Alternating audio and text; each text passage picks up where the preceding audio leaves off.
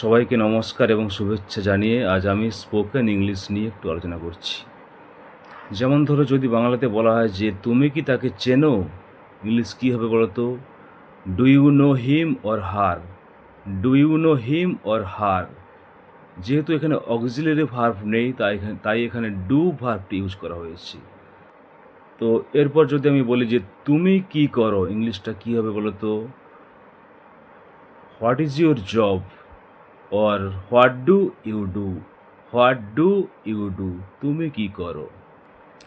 যেমন ধরো আমি আগামীকাল স্কুলে যাব। I shall go to school tomorrow. আমি আগামীকাল স্কুল যাব। সে আগামীকাল আমাদের বাড়িতে আসবে। She will come our home tomorrow. Or he will come to our home tomorrow. He বা সি বা ইটের পরে উইল বসবে। এটাও ফিউচার ইনডেফিনাইট টেন্স। তো এরপর ধরো একটা আরও সহজ কয়েকটা বাংলা বাক্যকে আমরা ইংলিশ বাক্যতে পরিণত করার চেষ্টা করব। এরপর ধরো যদি বলি যে সে এবছর মাধ্যমিক পাশ করেছে। হি হ্যাজ পাসড মাধ্যমিক examination this year. He has passed মাধ্যমিক এক্সামিনেশান দিস ইয়ার। সে এবছর মাধ্যমিক পাস করেছে। বলতো এটা কোন টেন্স? এটা হলো প্রেজেন্ট পারফেক্ট টেন্স, অর্থাৎ সাবজেক্টের পরে হ্যাজ বা হ্যাভ বসবে আর মেন ভার্বের পাস্ট পার্টিসিপল ফর্ম হবে। তোমার নাম কি? What is your name? What is your name? তোমার নাম কি? তুমি কে? হু আর ইউ?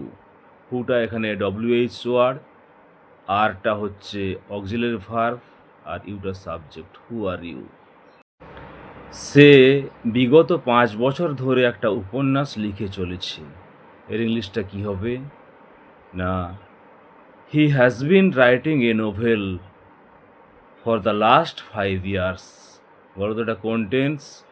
এটা হলো এটা হলো এটা হলো প্রেজেন্ট পারফেক্ট কন্টিনিউয়াস টেন্স। সাবজেক্টের পরে হ্যাজ বিন বা হ্যাভ বিন বসবে, যোগ হবে, মেন ভার্বের শেষে আইএনজি যোগ হবে। ডাক্তার আসিবার পূর্বে রোগীটি মারা গিয়েছিল, অর্থাৎ রোগীটি মারা গিয়েছিল এই কাজটি আগে হয়েছিল। The patient had died before the doctor came. The doctor came এটা হলো past indefinite tense. The patient had died এটা হলো পাস্ট পারফেক্ট টেন্স।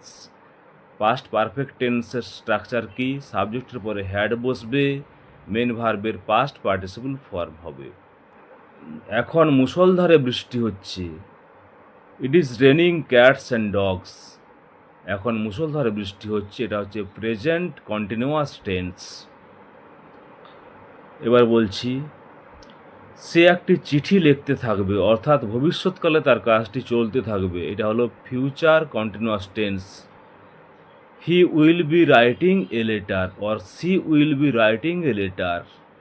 সাবজেক্টের পরে শ্যাল বি বা উইল বি বসবে, মেন ভার্বের শেষে আইএনজি যোগ হবে, এটা হলো ফিউচার কন্টিনিউয়াস টেন্স। সূর্য পূর্ব দিকে ওঠে। The sun rises in the east. এটা বলতো কোন টেন্স? এটা হলো একটা নিত্য নৈমিত্তিক ঘটনা এবং এটা ধ্রুব সত্য, তাই এটা হলো প্রেজেন্ট ইনডেফিনিট টেন্স বা সিম্পল প্রেজেন্ট টেন্স।